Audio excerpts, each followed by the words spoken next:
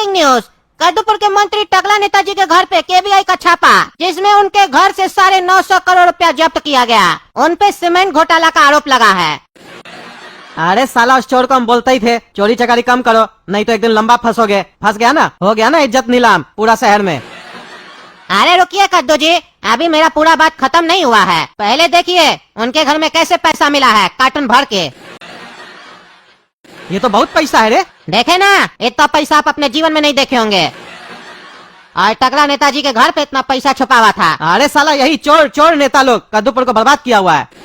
इस लोग को तो जूता का माला पहनाना चाहिए। अरे चिंता मत कीजिए, कद्दूपुर की पब्लिक ने भले उनको जूता का माला नहीं पहनाया है, लेकिन जूतों से मार मार के उनका बुरा हाल कर दिया है।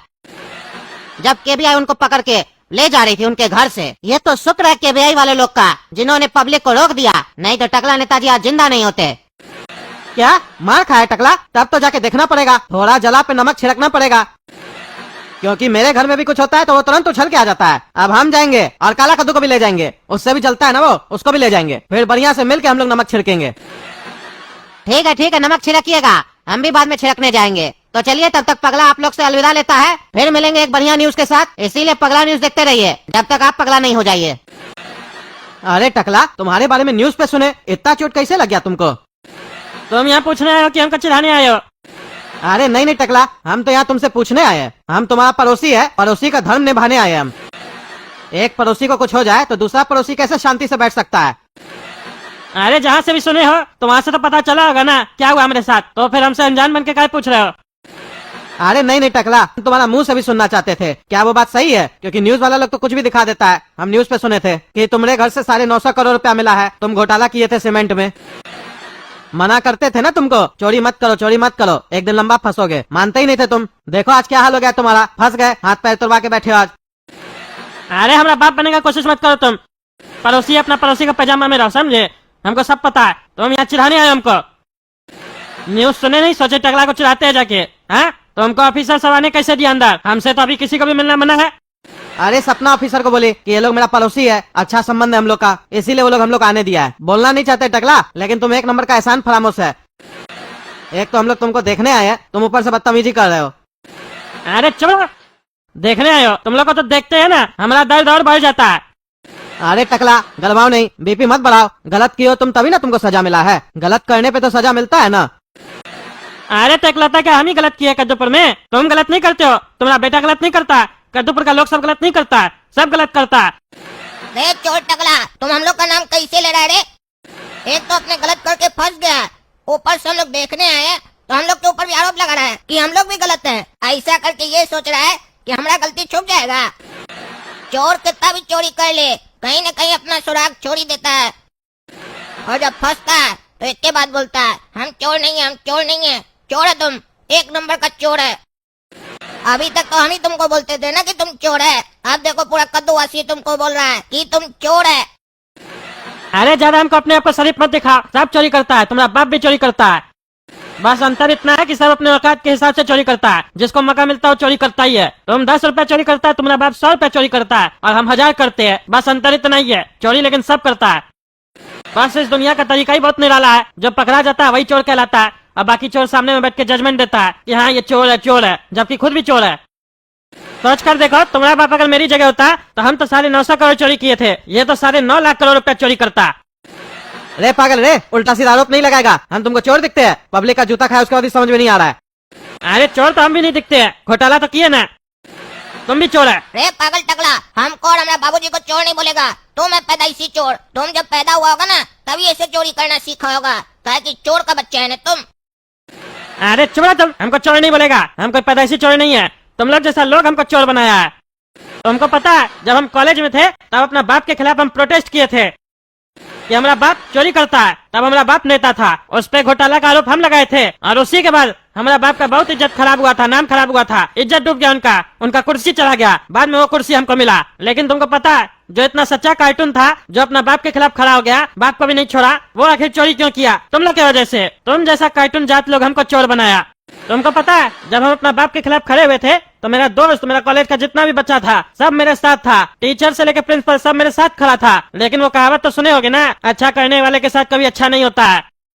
क्यों, क्या हुआ था तुम्हारे साथ? अरे हमारे साथ क्या हुआ था वो बताने से पहले ये सुनो हमारा बाप हमको एक सीख दिया था, बस उसी दिन से हमको समझ में आ गया कि इस दुनिया में ईमानदारी से कुछ नहीं होता है। यहाँ वही जीतता है जिसके पास पावर होता है, और जो पकड़ाता नहीं है कभी, वही हमेशा महान कहलाता है। वही अपना फिल्म बनाता है, अपने आप को महान साबित करता है, अपने नाम से मैगजीन किताब बनाता है, न्यूज़पेपर में अपना आर्टिकल देता है, न्यूज चैनल पे भी अपने बारे में तारीफ करवाता है, और जो उसके खिलाफ बोलता है उसको बांस कर देता है। ये होता है पावर। उस दिन हमको पता चला नेता का पावर क्या होता है। अरे तो मेन बात बताओ ना, तुम्हारा बाप सीख क्या दिया तुमको, जिसकी वजह से तुम ईमानदारी से चोरी का रास्ता अपना लिए? मेरा बाप बोला इस दुनिया को समझना बहुत कठिन है। उदाहरण के लिए तुम अपने घर को दुनिया समझो।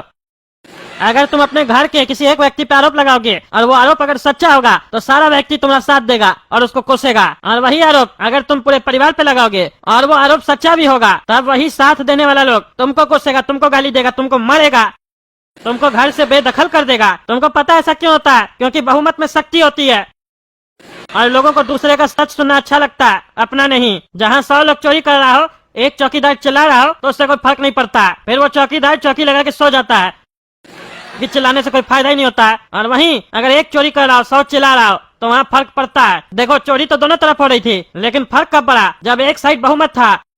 वो लोग इसलिए नहीं चिल्लाता है कि चोरी हो रही थी, वो लोग इसलिए चिल्लाता है कि हम लोग नहीं कर पाए, ये कैसे कर लिया।